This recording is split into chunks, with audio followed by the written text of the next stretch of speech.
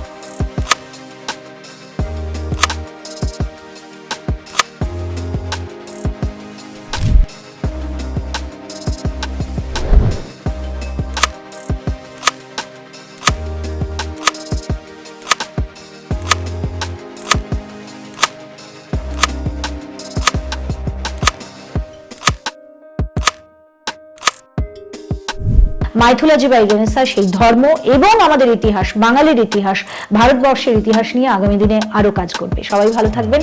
এই ভালোবাসার জন্য অসংখ্য ধন্যবাদ।